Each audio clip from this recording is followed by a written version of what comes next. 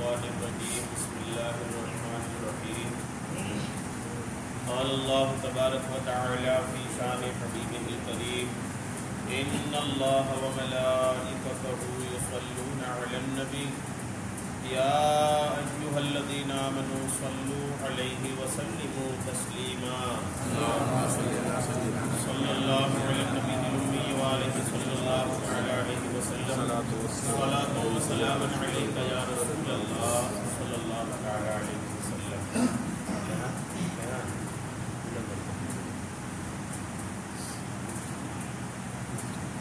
حدثنا عبد الله بن محمد قال حدثنا ابو عامر قال حدثنا زهير عن زيد بن اسلم عن عطاء بن يسار عن ابي سعيد بن الخدري ان النبي صلى الله عليه وسلم اياكم والجلوس بالطرقات فقالوا يا رسول الله ما لنا من مجالسنا بد نتحدث فيها قال فاذا ابيتم الا المجلس فاعطوا الطريق حقه قالوا وما حق الطريق يا رسول الله قال غض البصر وكف الاذى ورد السلام والامر بالمعروف والنهي عن المنکر. اللہ کریم کا لاکھ لاکھ شکر و احسان ہے کہ رب کی دی ہوئی توفیق سے ہم اور آپ قرآن پاک کے بعد سب سے معتبر کتاب بخاری شریف کے درس میں حاضر ہیں. اللہ تبارک و تعالیٰ آقا کریم علیہ السلام کی حدیثیں سننے سے زیادہ عمل کی توفیق عطا فرمائے. آج کے درس میں جو پہلی حدیث پاک ہے کتاب الاستئذان کی حدیث نمبر 5988 ہے. یہ حدیث پاک حضرت عطاء بن یسار نے ابو سعید خدری سے اور انہوں نے آقا کریم علیہ السلام سے روایت کیا ہے. آقا کریم نے فرمایا حدیث پاک ہے نبی ارشاد فرماتے ہیں ایاکم والجلوس بالطرقات راستوں کے کنارے بیٹھنے سے پرہیز کرو. نبی نے ارشاد فرمایا راستوں پر یا راستوں کے کنارے بیٹھنے سے پرہیز کرو بچو مت بیٹھا کرو. فقالو صحابہ نے عرض کیا جب حضور سے یہ بات صحابہ نے سنی تو صحابہ نے عرض کیا یا رسول اللہ ما لنا من مجالسنا بد نتحدث فیہا. یا رسول اللہ ہمارے لیے یہ ضروری ہے کہ ہم راستوں کے کنارے بیٹھیں ہم وہاں بیٹھتے ہیں اور آپس میں گفتگو کرتے ہیں آپس میں ہماری بات چیت ہوتی ہے وہاں ملتے ملاتے ہیں تو یہ تو ہمارے لیے ضروری ہے. اگر وہاں بیٹھیں گے نہیں تو ایک دوسرے سے ہماری ملاقات نہیں ہوگی. یا رسول اللہ پھر ہم کیا کریں آپ ہمیں بیٹھنے سے منع کر رہے ہیں اور ہمارا بیٹھنا وہاں ضروری ہے کہ ہماری گفتگو ہوتی ہے وہاں بیٹھ کر. قال آقا کریم نے صحابہ جب ایسا کہے تو آقا نے ارشاد فرمایا وَإِذَا أَبَيْتُمْ إِلَّا الْمَجْلِسِ اگر تمہارا بیٹھنا ضروری ہے اگر تمہارا بیٹھنا وہاں ضروری ہے کہ اب یہ کہ وہاں گفتگو ہے اور تمہارا ملنا جلنا ہے ملاقات اگر یہ ضروری ہے تو فَاعْتُوا الطَّرِيقَ حَقَّهُ اگر راستے کے کنارے بیٹھنا ضروری ہے تو پھر راستے کا حق ادا کیا کرو. راستے کا حق ہے اس کو ادا کرو. اگر راستے میں بیٹھنا ہے تو راستے کا حق ادا کرو. اب راستے کا بھی کوئی حق ہوتا ہے یہ بھی ایک واقعی میں دلچسپ بات ہے کہ راستے کا بھی حق ہوتا ہے. کیا اس کا حق ہے سنیے. قالو صحابہ نے عرض کیا وما حق الطریق یا رسول اللہ یا رسول اللہ راستے کا حق کیا ہوتا ہے. آپ ارشاد فرمائیں راستے کا حق کیا ہوتا ہے پھر ہم بیٹھیں گے بھی اور راستے کا حق بھی ادا کریں گے. قال آقا کریم علیہ السلام نے ارشاد فرمایا راستے کا حق کیا ہوتا ہے. دیکھیں آقا نے فرمایا راستے کا پہلا حق تو یہ ہے کہ غض البصر اپنی نگاہوں کو جھکا کر کے رکھو. راستے کے کنارے بیٹھنا ہے تو اپنی نگاہوں کو جھکا کر کے بیٹھو. یہ نہیں کہ ہر راستے سے آنے جانے والی کو تاک رہے ہو جھانک رہے ہو دیکھ رہے ہو تاڑ رہے ہو یہ نہیں. وَكَفَّ الْأَذَى اور کسی کو تکلیف نہ دو. آقا نے فرمایا دوسرا حق راستے کا یہ ہے کہ راستے سے آنے جانے والے کئی طریقے کے لوگ ہوں گے ان کو تکلیف نہ دو. لوگ تکلیف دیتے ہیں اگر کوئی راستے کنارے کھڑا ہے کوئی اگر آدمی کمزور گیا تو اس پر پھپتیاں کستے ہیں اس کی ہنسی اڑاتے ہیں ان کی چڑ والے نام لیتے ہیں ان کا مذاق اڑاتے ہیں. یہ سارا کچھ ہوتا ہے راستے کنارے بیٹھ کر یہ تکلیف والی بات ہے. تو راستے کنارے اگر کھڑے ہیں بیٹھے ہیں مجلس ہے تو ایک حق یہ ہے کہ آنے جانے والے کو تکلیف نہ دیں اور تیسرا حق یہ ہے کہ ورد السلام اور سلام کا جواب دیں. آپ راستے کے کنارے بیٹھے ہیں تو مسلمان آئیں گے جائیں گے آپ کو سلام کریں گے تو راستے کا حق یہ بھی ہے کہ آپ جو سلام کریں ان کے سلام کا جواب دیں. والامر بالمعروف اور بھلائی کا حکم دیں. اگر کوئی ایسا جا رہا ہے کہ جن کو لگ رہا ہے کہ آپ کو ان کو سمجھانا چاہیے، بھلائی کا حکم دینا چاہیے، تو آپ ان کو بھلائی کا حکم بھی دیں۔ وَنَهْيٌ عَنِ الْمُنْكَرِ، اور بری باتوں سے روکیں، بھلائی کا حکم دیں، بھلائی کا حکم دیں اور برائی سے روکیں۔ آقا کریم علیہ السلام نے صحابہ سے یہ حق ارشاد فرمایا کہ اگر آپ راستے کے کنارے بیٹھے ہیں تو یہ حق جو راستے کا ہے وہ ادا کریں۔ پہلی بات، نگاہوں کو جھکا کر کے رکھیں، دوسروں کو تکلیف نہ دیں، سلام کا جواب دیں، نیکی کا حکم دیں، بھلائی سے منع کریں۔ یعنی 5 حق اللہ کریم کے رسول نے راستے کا حق ادا فرمایا کہ اگر کوئی راستے کے کنارے بیٹھ رہا ہے تو یہ حق وہ ادا کرے۔ اس میں تو تمام چیزیں تو سمجھنے والی ہے ہی ہے، لیکن اس میں سب سے زیادہ جو آج توجہ قابل ہے، آج سب سے زیادہ جو دھیان دینے کے قابل ہے، وہ ہے نظروں کی حفاظت۔ آدمی اگر سڑک کنارے ہے تو اپنی نگاہوں کی حفاظت بہت مشکل ہے، بہت مشکل کام ہو گیا ہے۔ تو اگر نگاہوں کی حفاظت ہو رہی ہے تو ٹھیک ہے، نہیں تو راستے کنارے بیٹھے ہی نہ، کھڑا ہی نہ ہو راستے کنارے۔ کیونکہ نگاہوں کی حفاظت اگر نہیں ہوئی نا تو قیامت کے دن یہ جی کا جنجال بن جائے گا، بڑی مصیبت ہو جائے گی اگر کوئی اپنی نگاہوں کی حفاظت نہیں کیا تو۔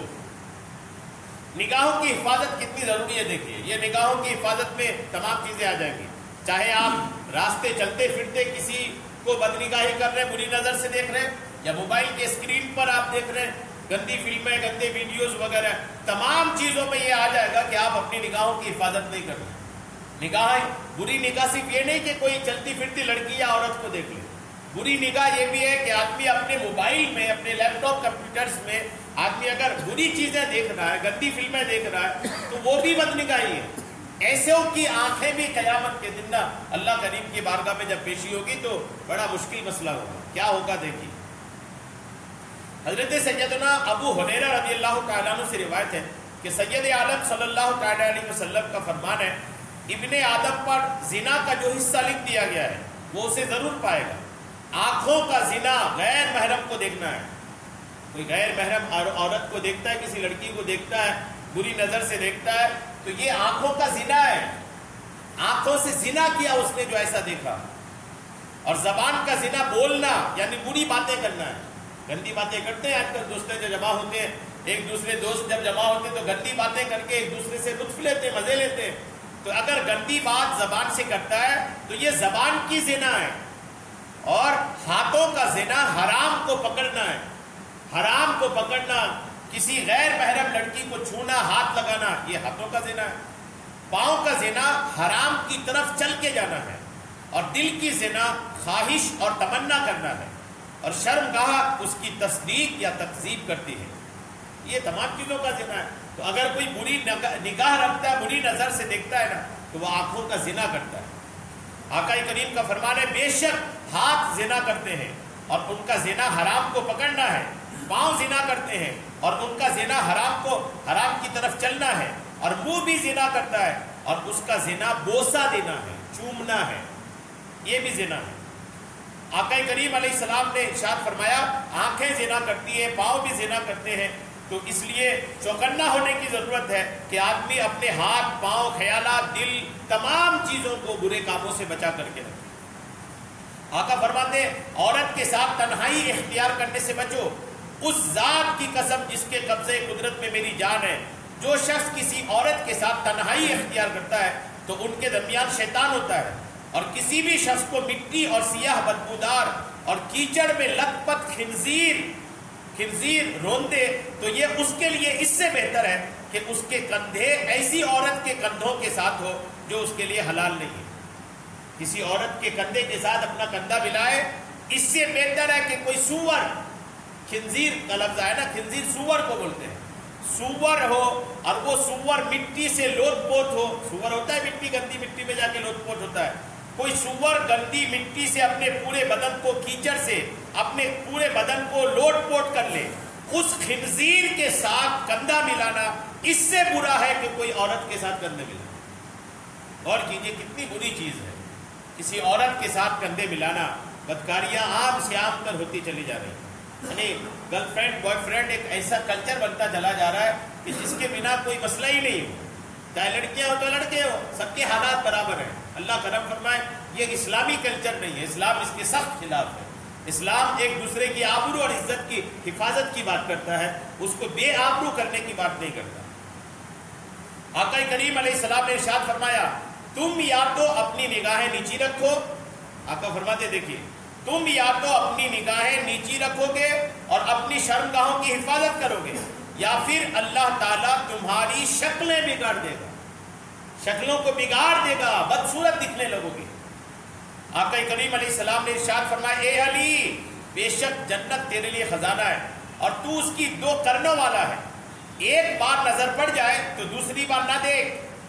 اگر ایک بار کسی لڑکی پر عورت پر نظر پڑ گئی، اچانک پڑ گئی تو فوراً نظر ہٹا لے، اچانک پڑنے والی نظر کا گناہ نہیں ہے۔ آقا فرماتے اے علی، ایک بار نظر پڑ جائے تو دوسری بار نہ دیکھ، کیونکہ تجھے پہلی نظر معاف ہے، دوسری نظر معاف نہیں ہے۔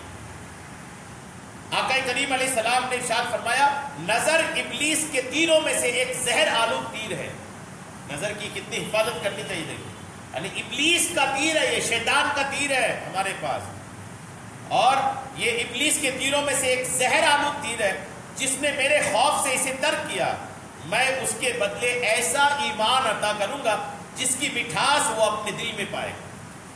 یعنی اگر اپنی نظروں کی حفاظت آدمی خدا کے لیے کرے، خدا کے لیے کرنے کا مطلب کہ کوئی بدنگاہی والی چیز آئی، چاہے موبائل کی اسکرین میں، چاہے راستے چلتے پھرتے بدنگاہی آئی، لیکن فوراً یاد آیا میرا خدا دیکھ رہا ہے، میرے خدا نے منع کیا ہے۔ اللہ فرماتا ہے کہ اگر کوئی میری وجہ سے اپنی نظروں کو ہٹا لے حرام دیکھنے سے، تو میں اسے ایمان کی وہ لذت عطا کروں گا، ایمان کی وہ لذت عطا کروں گا جس کی مٹھاس وہ اپنے دل پہ محسوس کرے گا۔ ایمان کی لذت یہ بھی کوئی لذت ہوتی ہے، جی ہاں، ایمان کا بھی ایک مزہ ہوتا ہے، وہ مزہ تو شاید ہی آج کل محسوس ہوتا ہو، لیکن وہ مزہ محسوس ہوگا، وہ مزہ ہے جو آدمی ایمان پر جتنا مضبوط ہوتا ہے، اپنی آنکھوں کی جتنی حفاظت کرتا ہے نا، اللہ کریم اسے ایمان کی مٹھاس عطا فرماتا ہے۔ آقا کا فرمان ہے جس مسلمان کی کسی عورت کے خوبصورتی پر نظر پڑے پھر وہ اپنی نگاہیں جھکا لے تو اللہ عز و جل اسے ایسی عبادت کی توفیق عطا فرمائے گا جس کی مٹھاس وہ اپنے دل میں پائے گا۔ آقا فرماتے بروز قیامت ہر آنکھ رو رہی ہوگی، آقا فرماتے قیامت کے دن ساری آنکھیں روئیں گی سوائے اس آنکھ کے جو اللہ کی حرام کردہ چیزوں کو دیکھنے سے بند رہے۔ اللہ نے جن چیزوں کو حرام کیا یہ نہ دیکھو، آنکھوں کو بچا لیا نہیں دیکھنے سے، تو قیامت کے دن ساری آنکھیں روئیں گی، وہ آنکھ نہیں روئیں گی۔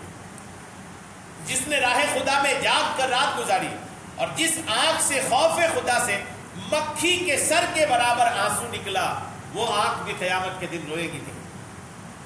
آقا کریم کا فرمان عالی شان ہے 3 ایسے شخص ہیں جن کی آنکھیں جہنم کو دیکھیں گی بھی نہیں، جہنم کو دیکھیں گی بھی نہیں، ایسی آنکھیں 3 ہیں۔ کون سی ہے؟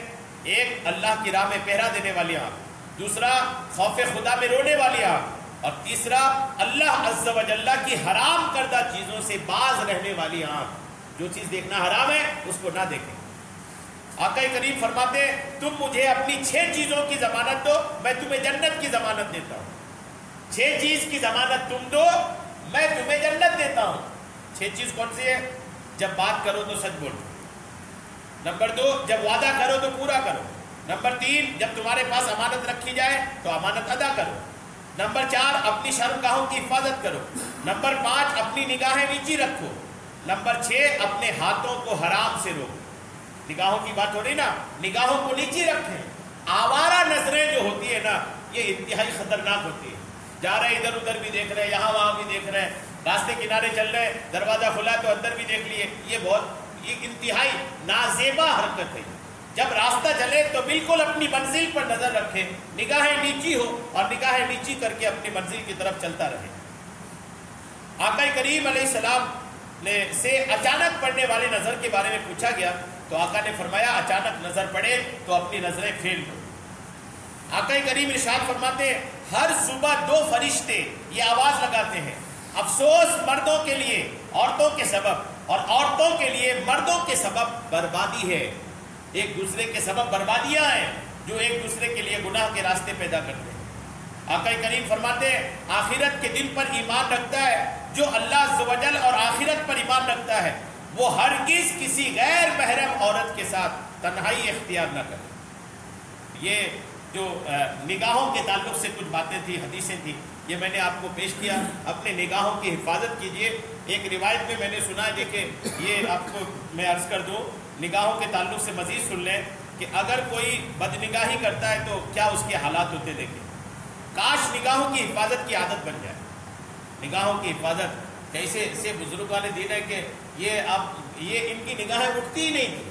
کئی ایسے بزرگ تو ہیں کہ جنہوں نے اپنی حیات میں کبھی آسمان کو نہیں دیکھا، کبھی آسمان کو نہیں دیکھا۔ کیوں؟ حیا آتی ہے کہ میں رب کریم کا نافرمان کیسے آسمان کی طرف نگاہیں اٹھاؤں۔ خدا سے حیا کر کے اپنی نگاہوں کو آسمان کی طرف نہیں اٹھاتے تھے۔ کاش نگاہوں کی حفاظت کی عادت بن جائے۔ یقیناً بدنگاہی کا عذاب برداشت نہیں ہو سکے گا۔ علامہ ابن جوزی نقل کرتے ہیں کہ جس نے نامحرم سے آنکھ کی حفاظت نہ کی، بروز قیامت اس کی آنکھ میں آگ کی سلائی پھرائی جائے گی۔ آگ کی سلائی سمجھتے نا؟ سرما کی سلائی دیکھیں، سرما لگاتے ہیں، چھوٹا سا کانچ کا ہوتا ہے، وہ سرما کی جو چورن ہے اس میں ڈال کر کے آنکھ پہ پھیرتے ہیں نا، تو یہ تو سرما کی سلائی ہے۔ جنہوں نے اپنی آنکھوں کی حفاظت نہیں کی، اپنی آنکھوں سے عورتوں لڑکیوں کو بری نظر سے دیکھا، قیامت کے دن آگ کی سلائی ان کی آنکھوں میں پھیر دی جائے گی۔ اور کیجئے، تنکا برداشت نہیں ہوتا۔ ایک چھوٹا سا تنکا اگر آنکھوں میں گر جائے تو بے چین ہو جاتے ہیں، تو ان نازک آنکھوں میں اگر آگ کی سلائی پھیر دی جائے تو کون برداشت کر پائے؟ ہرگز کسی کے برداشت قابل کام نہیں ہے۔ تو اپنی آنکھوں کی قیامت کے دن اس عذاب سے اگر بچانا ہے نا، تو چاہے موبائل ہو چاہے سامنے سے ہو، اپنی آنکھوں کی حفاظت کریں۔ حضرت سیدنا بیان کیا جاتا ہے کہ حضرت سیدنا حسان بن ابو سنان نماز عید کے لیے گئے۔ نماز عید کے لیے ایک بزرگ رحمۃ اللہ علیہ حسان بن ابو سنان عید کی نماز کے لیے گئے۔ جب واپس یہ گھر تشریف لائے تو آپ کی بیوی کہنے لگی، آج آپ نے کتنی عورتوں کو دیکھی، کتنی عورتوں پر نظر رکھی؟ عورت تو عورت ہے نا، وہ کسی کو بھی پیشی لگاتی ہے، اللہ کے ولی ہیں۔ ان کی بیوی کے کہنے لگی، عید کی نماز کے لیے گئے تھے، آئے کتنی عورتوں پر نظر پڑی؟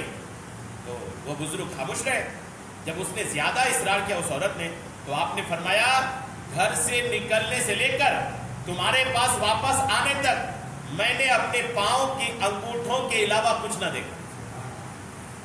گھر سے نکل کر گیا، واپس آیا، میری نظر پاؤں کے انگوٹھوں پر ہی پڑی رہی، باقی کچھ نہ دیکھا۔ اللہ والے کا بلا ضرورت بالخصوص بھیڑ کے موقع پر ادھر ادھر دیکھنے سے اس لیے بچنا الحمدللہ بہتر ہے۔ شرعاً جس کی اجازت نہ ہو اس پر نظر پڑ جائے تو اس سے بچنے کے لیے اپنی آنکھوں کی حفاظت کرتے رہنی چاہیے۔ اللہ کرم فرمائے۔ درود پاک پڑھے، اللہم صلی علی سیدنا شفیعنا حبیبنا مولانا محمد بارک وسلم، صلاۃ و سلام علیکہ یا حبیبی یا کریمی یا فضلی یا رسول اللہ صلی اللہ تعالی علیہ وسلم۔ اس کے بعد آج جو دوسرا باب ہے، یہ بھی کتاب الاستئذان کا ہی باب ہے، اور اس باب کا امام بخاری نے نام رکھا الاستئذان من اجل البصر، اجازت نگاہوں کی وجہ سے۔ استئذان مطلب اجازت، اجازت بولتے ہیں یہاں جو اجازت ہے وہ ہے کسی کے گھر اگر آپ جا رہے ہیں تو اجازت لینا چاہیے۔ اور یہ اجازت جو لینا ہے نا، یہ امام بخاری فرماتے ہیں کہ اجازت اس وجہ سے ہے تاکہ آپ کی نگاہ اندر نہ پڑ جائے۔ اجازت اگر لیں گے تو گھر والے الرٹ ہو جائیں گے، گھر والے ہوشیار ہو جائیں گے، کوئی آ رہے ہیں تو کون کس حالت میں، پردہ بے پردہ، کون کیسے بیٹھی ہے بیٹھے، تو وہ سب ٹھیک ہو جائے، پھر آپ اندر آ جائیں گے، تب آپ کو اندر آنے کی اجازت دی جائے گی۔ تو اجازت جو ہے نا وہ اندر نظر نہ پڑے، اس کے لیے یہ ایک ٹاپک بنایا امام بخاری نے۔ اس پر جو حدیث لایا نا وہ حدیث بہت زیادہ عبرت کے قابل ہے۔ سنیں آپ یہ حدیث پاک، اور اس میں دو حدیث پاک ہے۔ پہلی حدیث آپ سنیں اس باب کی، پہلی حدیث پاک ہے حضرت علی ابن عبداللہ کہتے ہیں کہ ہم سے حدیث بیان کیا سفیان نے، وہ کہتے ہیں کہ حضرت سہل ابن سعد سے کہ اطلع رجل من حجر فی حجر النبی صلی اللہ تعالی علیہ وسلم، ایک شخص آقا کریم کے کمروں میں سے کسی ایک کمرے میں جھانکا، آقا کریم کے کمروں میں سے کسی ایک کمرے میں کوئی بندہ نے جھانکا۔ جیسے جھانکا تو اس وقت پیارے آقا علیہ السلام کے پاس ایک کوئی آلہ تھا جس سے آقا کریم سر کو کھجا رہے تھے، کوئی چیز تھی، لکڑی یا لوہا، کوئی چیز تھی جس سے حضور علیہ السلام اپنے سر کو کھجا رہے تھے۔ اور اسی درمیان کسی نے جھانک کر آگے بڑھ گئے. تو آقا کریم علیہ السلام کا ریئیکشن دیکھیے. آقا فرماتے ہیں لو عالم انکا تنتظرو لطعنتو بہی فی عینکا. آقا فرماتے سنو، جس نے جھانکا اس کو بلا کر فرمایا سنو، اگر میں جانتا کہ تم جھانکو گے تو میں اس چیز سے تمہاری آنکھوں کو چبو دیتا. آقا فرماتے اگر مجھے پہلے سے پتا رہتا نا کہ تم میرے گھر میں جھانکو گے تو میں دروازے پہ جا کے کھڑے رہتا اور جس چیز سے میں اپنے سر کو کھجا رہا ہوں وہ تمہاری آنکھوں میں ڈال دیتا. تم میرے گھر کے اندر جھانک رہے ہو. یعنی گھر کے اندر جھانکنا حضور کو کتنا ناپسند ہے. حضور غصے میں آ گئے. حضور عموماً آقا کی پوری زندگی آپ پڑھیں گے نا تو حضور اس طرح کے غصے بہت کم ہوتے تھے، بہت کم. آقا رحمت للعالمین بڑی بڑی غلطیوں کو مسکرا کر ٹال دیتے تھے. ایسے لوگ جنہوں نے حضور کو پتھر برسائے، حضور کے نالے مبارک پہ خون جمع ہو جاتے تھے، آقا پھر بھی کسی کے لیے سخت جملہ استعمال نہیں کی. طائف کے لوگوں نے حضور پر اتنے پتھر برسائے کہ حضور لہو لہان ہو گئے، داغ شہید ہو گئے، آقا کی جوتیوں میں خون بھر گئے. فرشتے آئے، عرض کیا یا رسول اللہ آپ کہیں تو مٹا دیں ان لوگوں کو جنہوں نے آپ کو یہ تکلیف دیا ہے. تو آقا کا جملہ ہوتا تھا کہ اگرچہ یہ ہمیں نہیں پہچان رہے، ان کی اولاد مجھ پر ضرور مسلمان ہوگی. یعنی سخت جملہ حضور کا بہت کم استعمال ہوتا تھا. لیکن یہاں دیکھیں کسی نے جھانکا تو حضور کتنا سخت جملہ استعمال کیا کہ اگر مجھے پتا رہتا کہ تو جھانکے گا نا تو میں یہ سلائی لے کے کھڑا رہتا وہاں پر، تو جھانکتا میں تیری آنکھوں میں سلائی ڈال دیتا. اتنی بری بات ہے آقا کریم کے نزدیک کہ کوئی کسی مسلمان کے گھر میں جھانکے. دوسری روایت آپ سنیں، دوسری روایت اس سے بھی سخت ہے. حضرت انس ابن مالک کہتے ہیں کہ ان رجلا اطلع من بعد حجر النبی، ایک شخص حضور کے کسی کمرے میں جھانکا تو آقا کریم نے جب دیکھا کہ جھانک کر یہ آگے چلا گیا، فقام، حضور کھڑے ہوئے اور حضور کے پاس تیر کا پھل تھا. تیر کا جو پھل ہوتا ہے نا وہ حضور کے پاس تھا اور تیر کا پھل لے کر حضور مدینے کی گلیوں میں ڈھونڈ رہے تھے اس شخص کو جس شخص نے جھانک کر چلا گیا. یعنی صحابہ کہتے ہیں کہ گویا کہ حضور اس غصے میں تلاش رہے تھے کہ اگر وہ مل گئے نا تو ان کی آنکھوں سے اس تیر کو چبھو دیتے. یہ آقا کریم کی ادا دیکھیے. دونوں جو ایک روایت فرمایا کہ اگر پتہ چلتا تو جھانکے گا تو میں آنکھ میں یہ جو میرے پاس ہے وہ چبھو دیتا، اور دوسری روایت یہ ہے کہ آقا کے پاس تیر تھا اور آقا اس کو ڈھونڈ رہے تھے کہ اگر مل جائے نا تو ان کی آنکھوں کو چبھو دے. یہ دونوں روایت بتا رہی ہے کہ ہمارے نبی کو کسی مسلمان کے گھر میں جھانکنا یہ بہت زیادہ ناپسند تھا. اس پہ بچنا چاہیے لوگوں کو. بعض اوقات لوگ ہمارے دوست کا گھر ہے، ہمارا قریب کا لنگوٹیا یار ہے، ہمارا بنا آواز دیے گھس جاتے گھروں میں. ہرگز نہیں، مسلمان کی پہچان نہیں ہے. یہاں تک کہ علماء کہتے ہیں اپنے گھر میں بھی بنا آواز دے کے نہیں جانا چاہیے. حدیث پاک ہے. جی ہاں، اپنے گھر میں بھی. اپنے گھر میں بھی ایک دن آقا کریم یوں فرمائے کہ اپنے گھر میں بھی اگر جاؤ تو اجازت لے کر جاؤ. تو ایک صحابی کھڑے ہوئے، یا رسول اللہ میرے گھر میں صرف میری ماں ہے اور کوئی نہیں ہے، تو کیا میں پھر بھی اجازت لوں؟ آقا نے فرمایا پھر بھی اجازت. اکیلی ماں ہے نا پھر بھی اجازت لے کر آواز دے کر کے جاؤ. انہوں نے وہ تعجب کیے کہ میری ماں بس ہے پھر بھی اجازت لوں. تو آقا کریم نے فرمایا جانے تیری ماں کس حالت میں گھر میں، اگرچہ تمہاری ماں کے لیے جانے کس حالت میں ہے وہ، تو وہ کنڈیشن کیا ہے، کپڑوں کی کیا حالت ہے، کس حالت میں ہے، نہا کے آئی نہا کے گئی، کون سی حالت ہے، اگرچہ اپنی ماں بھی ہے نا، آقا فرماتے پھر بھی اجازت لے کر. تو نگاہوں کی حفاظت کریں. کسی کے گھر میں بھی جب آپ خاص کر کے راستہ گزرتے ہیں نا تو اس وقت بہت زیادہ یہ رہتا ہے. عموماً تو یہ کہ راستے کنارے شہروں میں تو یہ ہوتا ہے، راستے کناروں سے کنارے گھر بنے ہوئے ہیں. عموماً لوگ لاپرواہی کرتے ہیں. جن کا گھر راستے کنارے ہے ان کے لیے لازم ہے کہ اپنے گھروں میں پردہ اپنے گیٹ پر رکھے، لازمی طور پر. لیکن کچھ لوگ لاپرواہی کرتے ہیں، پردے نہیں ہوتے ہیں، اور بعض اوقات پردے ہوتے بھی تو کئی بار سمیٹا ہوا رکھا ہوا رہتا ہے. تو اپنی نگاہوں کی حفاظت کے لیے بالکل ادھر ادھر نہ دیکھ کر کے اپنی نظر کو سامنے رکھ کر کے ہی گزرتے چلے جانے کی. ہرگز نظر کسی کے گھر میں نہ پڑے، اس کی بھرپور کوشش کرنی چاہیے. درود پاک پڑھیں. اللہم صلی علی سیدنا شفیعنا حبیبنا مولانا محمد بارک وسلم صلاۃ و سلام علیک یا حبیبی یا کریمی یا محسنی یا رسول اللہ صلی اللہ تعالی علیہ وسلم. یہ حدیث پاک دیکھیے نماز کے تعلق سے حدیث پاک ہے. انشاءاللہ نماز کے بارے میں ایک اچھی اصلاح آج ہم لوگ کی ہو جائے گی، کیونکہ رمضان کا مہینہ ہے ایک بڑی تعداد ہے جو نماز پڑھتی ہے. اللہ کرم فرمائے رمضان کے بعد بھی ہم لوگ نماز پڑھنے والے بن جائیں. یہ بخاری شریف کی حدیث پاک دی. حضرت ابو سعید المقبوری کہتے ہیں حضرت ابو ہریرہ سے ان رجلا دخل المسجد ورسول اللہ جالس فی ناحیۃ المسجد. ایک شخص مسجد میں داخل ہوا اور اس وقت آقا کریم مسجد کے ایک کنارے میں بیٹھے تھے. مسجد کے ایک کونے میں آقا تشریف فرمائے. اچانک ایک شخص مسجد میں داخل ہوا. جب وہ مسجد میں آیا تو آ کر کے آقا کریم کو سلام کیا اور آقا کریم کو سلام کر کے آقا کے پاس بیٹھا نہیں, دوسرے کنارے میں جا کر کے نماز پڑھنے لگا. جب وہ نماز پڑھ لیا نا, جیسے ہی نماز پڑھا تو نماز پڑھ کر حضور کے پاس آیا اور حضور کے پاس آ کر کے سلام کیا تو آقا کریم نے سلام کا جواب دیا اور ارشاد فرمایا تم نے نماز نہیں پڑھی, دوبارہ جا کے پڑھو. آقا نے فرمایا نماز نہیں پڑھی تم نے, جاؤ دوبارہ پڑھ کے آؤ. دوبارہ گئے اور دوبارہ جا کر کے پھر نماز پڑھے اور نماز پڑھ کر آقا کریم کے پاس آئے اور آقا کریم کے پاس آ کر پھر سلام کیا. آقا نے فرمایا تم نے نماز نہیں پڑھی, جاؤ نماز دوبارہ پڑھو. انہوں نے دوبارہ پھر پڑھی. پھر تیسری بار بھی انہوں نے کہا. جب تیسری بار بھی آیا نماز پڑھے اور آقا کریم کے پاس آ کے سلام کیا تو آقا نے فرمایا تم نے نماز نہیں پڑھی, جاؤ نماز پڑھو. 3 بار ہو گیا نماز پڑھ رہے تھے اور آ کے سلام کر رہے تھے, آقا لوٹا رہے تھے. تو آقا کریم علیہ السلام نے جب تیسری بار ہو گیا نا تو انہوں نے آ کر کے عرض کیا یا رسول اللہ علمنی, یا رسول اللہ ہم سے اگر نہیں ہو پا رہا ہے, ہماری نماز میں اگر کوئی غلطی ہو رہی ہے تو آپ بتا دیں. یا رسول اللہ سکھا دیں, ہمیں بتا دیں کہ ہم نماز کیسی پڑھیں. تو آقا نے کیسی نماز پڑھنے کے لیے بتایا, سنیے توجہ سے سن لیجئے اس کو. نماز آقا نے کیسی پڑھنے کے لیے کہا. 3 بار لوٹایا. پہلی بار بھی آقا فرما سکتے تھے کہ تم نے غلط پڑھا, اب ایسا نہیں ایسا پڑھو. پہلے سکھایا نہیں, لوٹایا. دوسری بار بھی سکھایا نہیں, لوٹایا. تیسری بار بھی سکھایا نہیں, لوٹایا. کیوں؟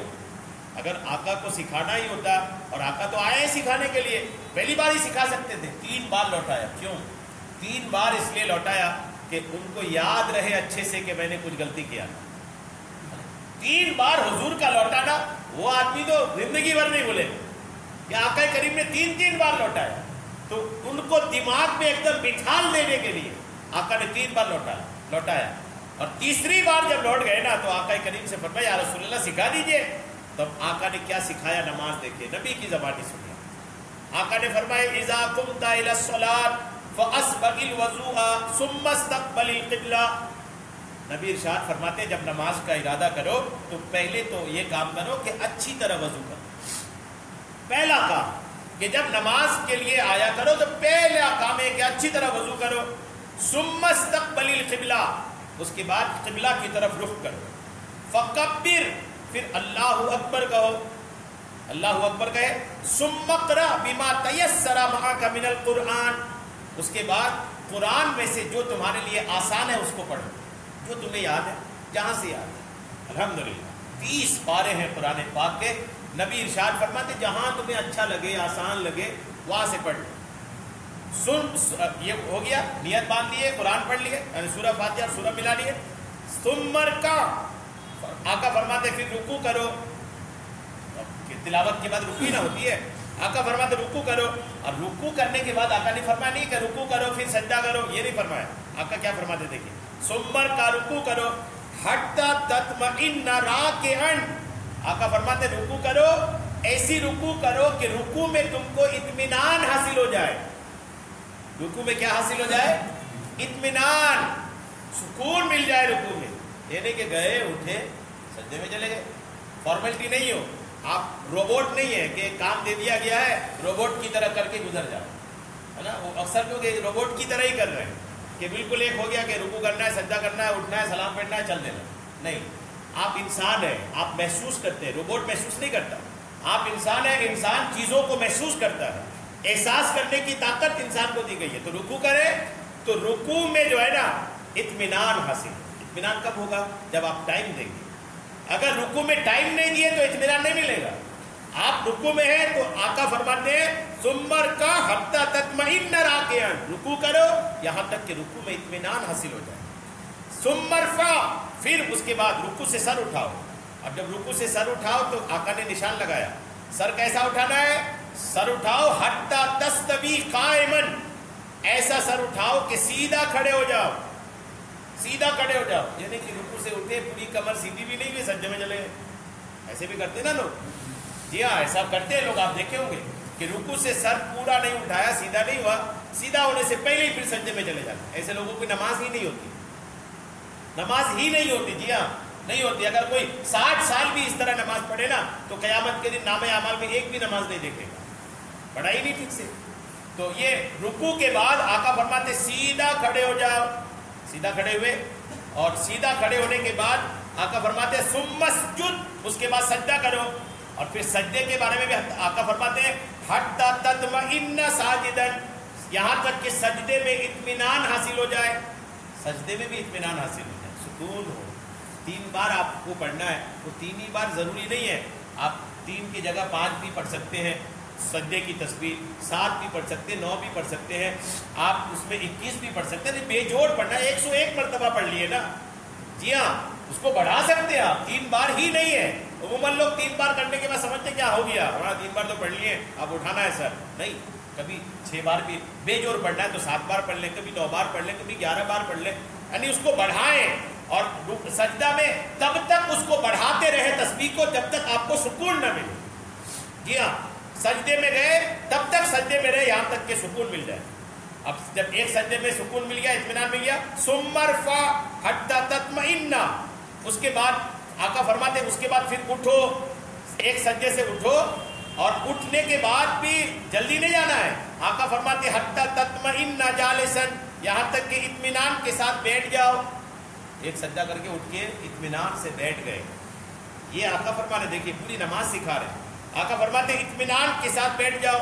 ثم اسجد، پھر دوسرا سجدہ کرو، اور دوسرا سجدہ بھی کیسا، حتی تطمئن ساجدا، یہاں تک کہ سجدے میں اطمینان حاصل ہو جائے. ثم ارفع، پھر اس کے بعد اٹھو، حتی تطمئن جالسا، یہاں تک کہ اطمینان کے ساتھ بیٹھ جاؤ. ثم افعل ذلک فی صلاتک کلھا، آقا فرماتے ایسے ہی ایک رکعت بتا دیا آقا نے، ایک ہی رکعت تو بتائیں گے نا، اس کے بعد تو سیم کاپی ہونا ہے، ایک ہی رکعت اس کے بعد تو سیم ہونا ہے، رکوع سجدہ سب ایسے ہی ہونا ہے. تو ایک رکعت آقا بتانے کے بعد آقا فرماتے ہیں ثم افعل ذلک فی صلاتک کلھا، آقا فرماتے ایسے ہی اپنی پوری نماز ادا کرو. غور کیجیے آقا ایسی نماز چاہتے ہیں مسلمانوں سے. اب سمجھ میں آیا کہ وہ جو 3 بار آقا لوٹا رہے تھے نا وہ جلدی جلدی کر رہے تھے. جلدی جلدی کرنے والے کو آقا لوٹا دے رہے تھے کہ نہیں تمہاری نماز نہیں تو واپس جاؤ. تو اگر آج بھی کوئی جلدی جلدی کر رہا ہے اور بالکل یہ کہ روبوٹ کی طرح ایک کام جو ملا ہے اسی کو کر کے گزر جا رہا ہے، اگرچہ وقت ہے آپ کے پاس، کام نہیں ہے، فری ہیں آپ، نماز کے بعد بھی کہیں بیٹھ کے بتیانا ہی ہے، تو پھر نماز کو تھوڑا ٹائم دے کے پڑھے نا. اللہ نے وقت دیا ہے تو وہ وقت نماز میں لگائے. ہاں کوئی کام ہے تو لگتا ہے کہ چلو اس کے بعد فوراً آپ کو کسی کام میں لگ جانا ہے تو جتنا ضروری ہے اتنا کر لیا. لیکن اگر کام نہیں ہے تو نماز کو وقت دینا سیکھیں، اور جب نماز کو آپ وقت دیں گے تو یہ نماز خوبصورت سے خوبصورت آپ کے لیے ہوتی چلی جائے گی. سنیں کہ نماز میں یہ جو اطمینان ہوا نا اس کو بولتے ہیں خشوع و خضوع. اگر آپ کتابوں کی بولی سنیں گے اس میں تو اس کو خشوع و خضوع بولتے ہیں. یعنی آدمی دل بھی لگائے اپنا اور اپنا بدن بھی لگائے. جی ہاں نماز میں دل بھی لگانا ہے بدن بھی لگانا ہے. کیسے دیکھیں، خشوع کے معنی ہے دل کا فعل اور ظاہری اعضاء یعنی ہاتھ پاؤں کا عمل. دل کا فعل یعنی اللہ پاک کی عظمت پیش نظر ہو، دل میں اللہ کی عظمت پیش نظر ہو نماز کے وقت، دنیا سے توجہ ہٹی ہوئی ہو اور نماز میں دل لگا ہو. اور ظاہری اعضاء یعنی پارٹس آف باڈی کا عمل یعنی سکون سے کھڑا رہے، ادھر ادھر نہ دیکھے، اپنے جسم اور کپڑوں کے ساتھ نہ کھیلے اور کوئی بیکار کام نہ کرے. بدن کو بھی نماز میں لگا کے رکھے. بدن کو نماز میں لگا کے رکھنے کا مطلب یہ ہے کہ اپنے بدن کو نماز میں اس حالت میں رکھے کہ نگاہیں ادھر ادھر نہیں، اور بار بار ہاتھ ہٹا کر کے کپڑے نہیں سیدھا کر رہے ہیں، بدن نہیں گجا رہے ہیں، بلا وجہ کھانس نہیں رہے. یہ بھی ہو رہا ہے تراویح میں دیکھیں بلا وجہ لوگ کھانستے، گلا صاف کرتے. آپ کو گلا کیوں صاف کرنا ہے؟ آپ کو تھوڑی تراویح سنانا ہے. آپ اپنی گلا کو ویسے رہنے دیں، جن کو سنانا ہے وہ اپنی گلا صاف کریں. تو بلا وجہ جو کھنگارتے ہیں، گلا صاف کرتے ہیں، یہ آواز نکالتے زبان سے نا، اسے لوگ بھی غلطیاں کرتے ہیں. تراویح میں بہت ہوتا ہے، جیسے سجدے سے یعنی ایک رکعت مکمل کر کے اٹھتے ہیں تو پوری مسجد سے ایک آواز آتی ہے لوگ اپنی گلائیں صاف کر رہے کہ اب آپ کو سنانا ہے، اب جن کو سنانا ہے وہ صاف کرے. تو یہ جو آواز نکالتے نا بلا وجہ، اس کی بھی اجازت نہیں. علامہ بدر الدین عینی فرماتے ہیں نماز میں خشوع یہ مستحب ہے. اعلیٰ حضرت ارشاد فرماتے ہیں کہ نماز کا کمال، نماز کا نور، نماز کی خوبی فہم اور تدبر اور حضور قلب یعنی خشوع پر ہے. مطلب یہ ہے کہ اعلیٰ درجے کی نماز وہ ہے جو دل لگی کے ساتھ ادا کی جائے. نماز کا بھی درجہ ہوتا ہے نا، جو جتنا دل لگی کے ساتھ ادا کرے گا اتنی نماز ان کی اعلیٰ درجے کی ہوتی ہے. تابعی بزرگ حضرت سیدنا مسلم بن یسار اس قدر توجہ کے ساتھ نماز پڑھتے کہ اپنے آس پاس کی کچھ بھی خبر نہ ہوتی، آس پاس کیا ہو رہا ہے خبر ہی نہیں ہوتی. ایک بار نماز میں مشغول تھے کہ قریب آگ بھڑک گئی، لیکن آپ کو احساس تک نہ ہوا حتیٰ کہ آگ بجھا دی گئی. آگ لگی بھی، بجھا دی بھی گئی، آپ کو احساس نہیں ہوا. امام زین العابدین کا بھی اس طرح کا واقعہ ہے. صحابیہ ام المؤمنین حضرت سیدہ عائشہ صدیقہ فرماتی ہیں کہ آقا کریم ہم سے اور ہم آپ سے گفتگو کر رہے ہوتے، لیکن جب نماز کا وقت ہوتا تو ہم ایسے ہو جاتے گویا ہم آپ ایک دوسرے کو پہچانتے نہیں ہیں اور جانتے نہیں ہیں. غور کیجیے، نماز کس کو بولتے ہیں؟ حضور کی بیوی کہہ رہی ہیں کہ ہم لوگ بیٹھ کے گھر میں باتیں کر رہے ہیں اور اچانک نماز کا وقت ہو گیا. جیسی نماز کا وقت ہوا تو ایسا ہو جاتا تھا کہ ہم ایک دوسرے کو جان نہیں رہے. سب دونوں ایک دوسرے کی نماز کی تیاری کریں اور مسجد چلے. ان دنوں عورتیں بھی مسجد آتی تھی نا، آقا کے دور میں عورتیں بھی مسجد آتی تھی. تو اب نماز کا وقت ہونے کے بعد کوئی دوستی نہیں، کوئی لین دین نہیں، کوئی معاملہ نہیں. یعنی شوہر بھی ہیں، آقا کریم سیدہ عائشہ شوہر بھی ہیں، پھر بھی نماز کا وقت ہو جانے کے بعد انجان بن گئے. کیوں انجان بن گئے؟ اب اگر لگاؤ رکھے بات چیت کی تو نماز لیٹ ہوگی. تو اب سب لوگ اپنی تیاری میں لگے. یہاں کیا ہوتا ہے دیکھتے ہیں ہم لوگ اپنی زندگی کو دیکھیں اور وہ کیسی زندگی گزارتے تھے دیکھیں. پہچانتے نہیں تھے، ایسا لگتا تھا. اور امیر المومنین حضرت ابوبکر صدیق نماز میں ایسے ہوتے گویا گڑی ہوئی میٹ یعنی کھوٹی ہے، کوئی کھوٹی ٹھوک دیتے نا، حضرت ابوبکر صدیق ویسی نماز میں ہوتے، بالکل بالکل بے سود ہو کر نماز میں لگے. صدیق اکبر کی نماز. اور بعض صحابہ کرام رکوع میں اتنے پرسکون ہوتے کہ ان پر چڑیا بیٹھ جاتی. رکوع میں ہے تو ایسا پرسکون ہے کہ چڑیا بیٹھ گئی اور خود سے اڑ بھی گئی، ان کو کوئی پتہ نہیں.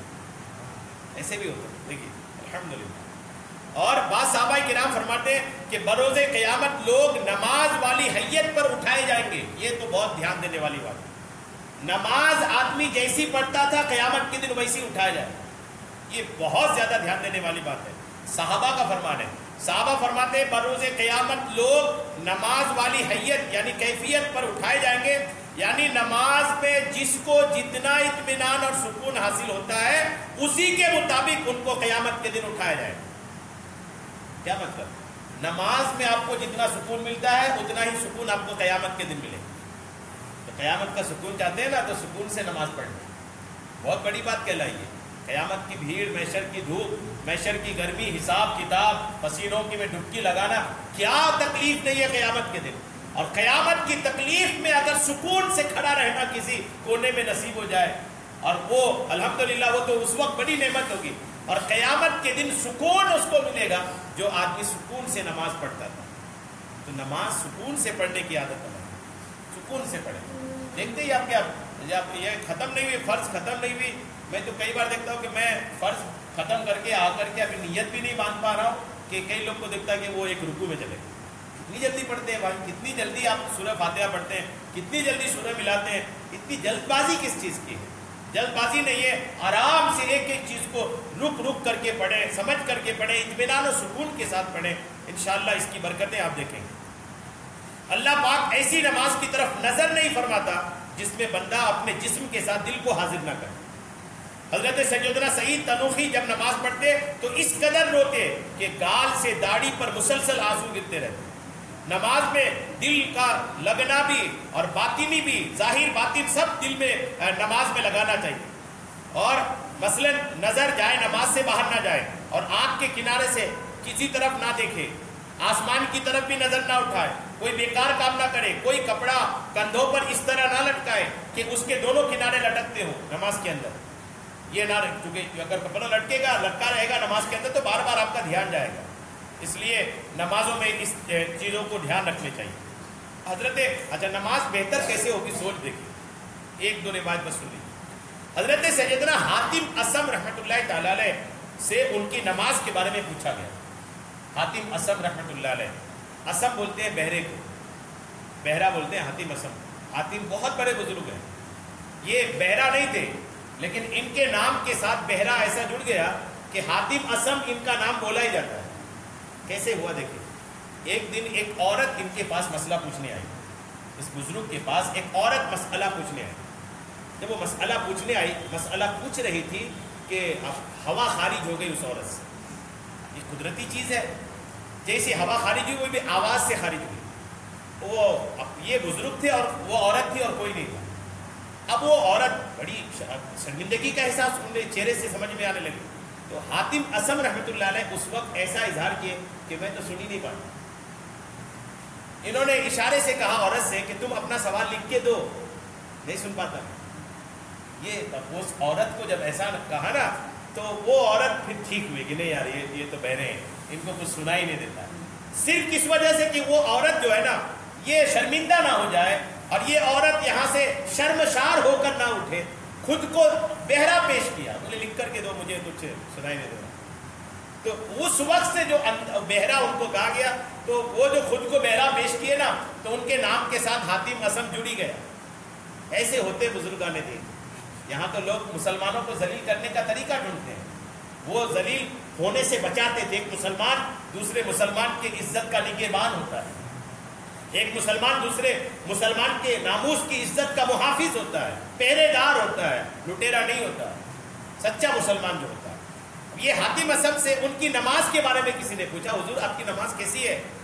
تو انہوں نے کہا میری نماز پوچھنا چاہتے ہو؟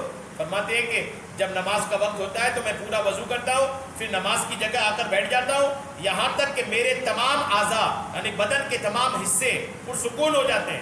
پھر نماز کے لیے کھڑا ہوتا ہوں اور کعبہ معظمہ کو اپنے ابروؤں کے چہرے کے سامنے محسوس کرتا ہوں, اور کھڑا ہوتا ہوں تو ایسا محسوس کرتا ہوں کہ پل صراط پر کھڑا ہوں, اور جنت کو سیدھے ہاتھ کی طرف اور جہنم کو الٹے ہاتھ کی طرف, اور ملک الموت کو اپنے پیچھے خیال کرتا ہوں, اور اس نماز کو اپنی زندگی کی آخری نماز خیال کرتا ہوں. جو اس ساری سوچ لے کر آئے گا, غور کیجئے کہ کیا وہ نماز میں ادھر ادھر کی سوچے گا. میری زندگی کی آخری نماز ہے, یہی پڑھ لوں, پتہ نہیں موقع ملا نہیں ملا. تو آدمی اس نماز کو کتنا سجا کے پڑھے گا. کسی کو کہا جائے کہ تم بس آج دوپہر کا کھانا بس کھاؤ, بس رات کا کھانا تم کو نہیں ملے گا, مر جاؤ, تو پتہ نہیں کیا بنوا لے وہ کھانا. یا لذیذ سے لذیذ ترین کھانا بنوا لے. کھانے میں تو مسلمان آ گئی ہے نا. اور اسی مسلمان کو کہا جائے کہ یار تمہاری زندگی کی آخری نماز ہے یہ, تو کیا کرے گا اللہ جانے. مجھے لگتا ہے کہ نماز بھی نہیں پڑھے گا, یار کچھ اور کر لوں, یہ زندگی کا تھوڑا وقت بچا ہے. کیونکہ حالات ہی ایسے ہو گئے مسلمانوں میں, جبکہ ایسا ہونا نہیں چاہیے. یعنی نماز ایسی پڑھتے تھے کہ سامنے جو ہے کعبہ ہے, دائیں طرف جنت, بائیں طرف جہنم, موت کا فرشتہ پیچھے, اور یہ زندگی کی آخری نماز, اور میں کھڑا ہوں پل صراط پر. یہ ساری سوچ جمع کر کے جو نماز پڑھے ان کی نماز کا عالم کیا ہوگا. پھر امید اور خوف کی ملی جلی کیفیت کے ساتھ حقیقتاً تکبیر تحریمہ کہتا ہوں, قرآن کریم ٹھہر ٹھہر کر پڑھتا ہوں, رکوع عاجزی کے ساتھ اور تہجد سجدہ خشوع کے ساتھ کرتا ہوں, بایاں پاؤں بچھا کر اس پر بیٹھتا ہوں, دایاں پاؤں کھڑا کرتا ہوں, خوب خلوص سے کام لینے کے باوجود یہی خوف رکھتا ہوں کہ جانے میری نماز قبول ہوگی کہ نہیں. اتنا سارا کچھ کرنے کے بعد سوچے کہ جانے میری نماز قبول ہوگی کہ نہیں. ایسے تھے ہمارے بزرگان دین. اللہ کرم فرمائے, اللہ کریم ہم سب کو نماز کو اچھی سے اچھی طرح ادا کرنے کی توفیق عطا فرمائے. آمین بجاہ النبی الامین صلی اللہ علیہ وسلم.